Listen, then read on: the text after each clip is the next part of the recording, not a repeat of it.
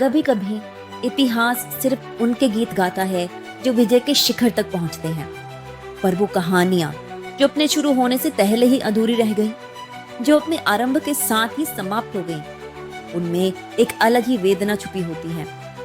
ऐसे वीर जो अपनी जवानी के सिर्फ 16 वर्षों में वो कर गए जो शताब्दियां मिलकर भी नहीं कर पाती। उनकी कहानियों में ऐसी करुणा और शौर्य होता है कि वो युगों तक स्मृति में बस जाती हैं। अभिमन्यु भी एक ऐसा ही नाम है। ना उसके पास जीत का सुख था, ना जीवन की लंबी आयु, परंतु उसका बलिदान ऐसा था कि महाभारत का पूरा अध्याय उसके नाम पर जीता जाता है। एक ऐसा योद्धा जो हार कर भी कभी हारा नहीं। ये कहानी है अभिमन्यु की, अर्जुन का पुत्र, कृष्ण का भतीजा और वीरता का अमर प्रतीक। ये है युग युग के महायोद्धा का चौथा अध्याय, अभिमन्यु। अभिमन्यु के जन्म की कहानी स्वयं देवलोक से शुरू होती है। कहा जाता है कि चंद्रदेव के पुत्र वर्चस को पृथ्वी पर अवतार लेना पड़ा ताकि अधर्म के विनाश में वो सहायक हो सके। लेकिन इस अवतार के साथ एक शर्त भी जुड़ी थी कि वो केवल 16 वर्ष तक ही पृथ्वी पर रहेगा। चंद्रदेव ने भरी आंखों से अपने पुत्र को भेजने की अनुमति दी और इस तरह एक अमर योद्धा का जन्म तय हो गया। अर्जुन और सुभद्रा के घर एक ऐसा पुत्र आया जिसके खून में धनुष और शौर्य बहता था।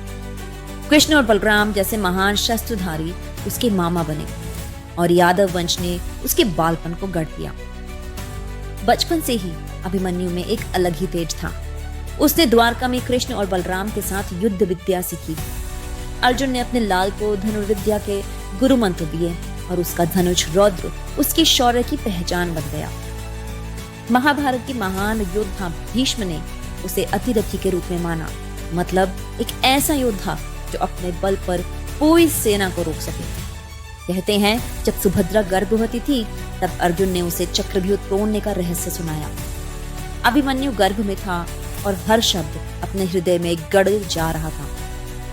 उसने सीख लिया कि चक्रव्यूह में घुसना कैसे है, पर जब बात निकलने की आई तब सुभद्रा नींद में डूब गई और इस तरह अभिमन्यु का ज्ञान अधूरा रह गया। उसका जीवन एक ऐसा पहेली की तरह था जिसमें प्रवेश का रास्ता था और निकलने का दरवाजा कभी खुला ही नहीं। लेकिन अभिमन्यु सिर्फ एक योद्धा नहीं था, एक पुत्र और एक पति भी था। राजा विराट की पुत्री उत्तरा से उसका विवाह हुआ। विवाह के समय स्वयं कृष्ण ने उस पर आशीर्वाद बरसाया और जब अभिमन्यु के अंत के बाद उत्तरा ने परीक्षित को जन्म दिया तब कृष्ण ने अपने दिव्य सुदर्शन चक्र से उसको बचाया। परीक्षित ने ही बाद में पुरुवंश को जीवित रखा। इस तरह अभिमन्यु का वंश समाप्त होते होते भी अनंत काल तक के लिए अमर हो गया। कुरुक्षेत्र के युद्ध में अभिमन्यु ने अपनी वीरता का डंका बजाया। पहले दिन ही उसने भीष्म की पताका को तोड़ दिया और दुर्योधन के पुत्र लक्ष्मण को पराजित किया। दिन पर दिन उसके बाण दुश्मनों पर बिजली की तरह गिरते। उसने शल्य, विकर्ण और अनेक राजाओं को हरा दिया।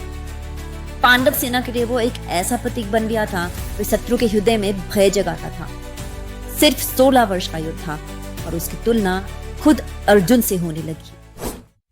और फिर आया युद्ध का 13वां दिन, वो दिन जो अभिमन्यु को अमर कर दिया। अर्जुन को सुशर्मा और उसकी सेना ने युद्ध के किसी और कोने में बांध दिया। जब द्रोणाचार्य ने अपनी चतुराई से चक्रव्यूह का निर्माण किया युधिष्ठिर को बंदी बनाने के लिए। ये ऐसा व्यूह था जिसमें घुसना तो मुश्किल पर निकलना लगभग असंभव था। युधिष्ठिर के सामने संकट था और उन्होंने अभिमन्यु से कहा कि सिर्फ तुम ही इस व्यूह को तोड़ सकते हो। अभिमन्यु ने मस्तक झुकाकर कहा, तातश्री, मैं घुस जाऊंगा पर शायद बाहर ना आ पाऊं। सोचिए, एक 16 साल का युवा अपनी मृत्यु को आंखों में डालकर भी अपने कर्तव्य से पीछे नहीं हटा। उसने चक्रव्यूह में प्रवेश किया। पहले चक्र में उसने दुर्योधन को घायल कर दिया। दूसरे चक्र में उसने कर्ण को पीछे हटा दिया। अश्वत्थामा, शकुनी, शल्य, कृपा सबको अपने बाणों से चतुर्दिशाओं में भगा दिया। उसे दुर्योधन के पुत्र को युद्ध क्षेत्र में समाप्त कर दिया और कर्ण के पुत्र को धूल चटाई। उसकी बाणों की गति बिजली जैसी थी। उसका रथ चक्रव्यूह के बीच एक तूफान बन गया था। परंतु जयद्रथ ने शिव से प्राप्त वरदान के कारण पांडव सेना को अंदर आने से रोक दिया। अभिमन्यु अकेला पड़ गया और उसके सामने खड़ी थी पूरी कौरव सेना। युद्ध के नियम था कि एक समय पर एक ही योद्धा से लड़ाई होगी, परंतु कौरवों ने धर्म का उल्लंघन कर दिया।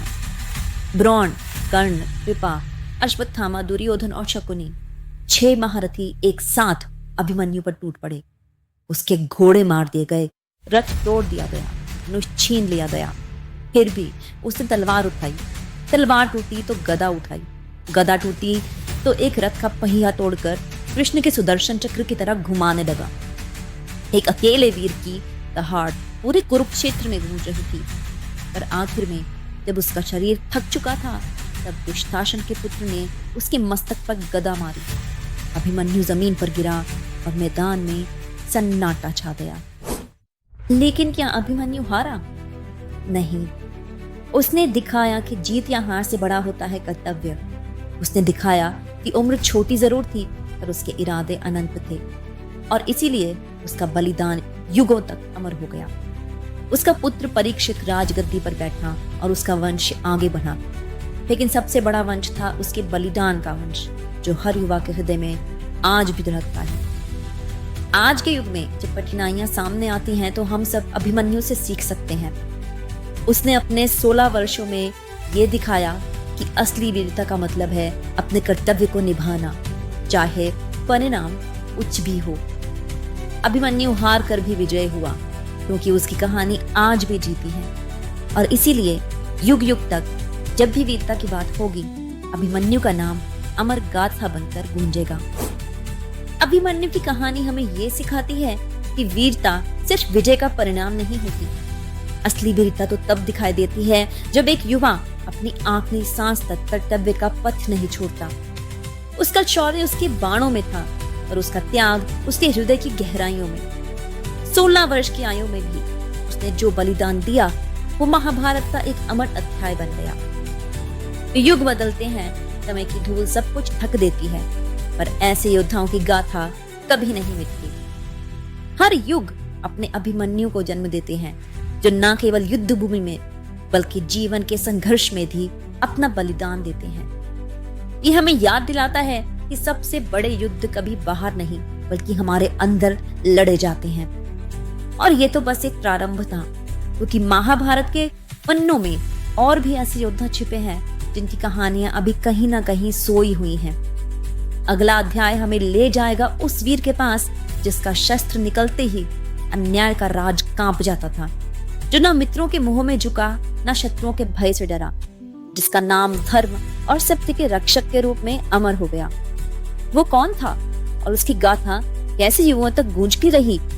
ये राज खुलेगा युग युग के महायोद्धा के अगले अध्याय में, क्योंकि ये सिर्फ कहानियां नहीं, ये वो स्मृतियां हैं जो समय के निशब्द में अमर होती हैं। और अब समय आ गया है उन्हें फिर से जगाने का।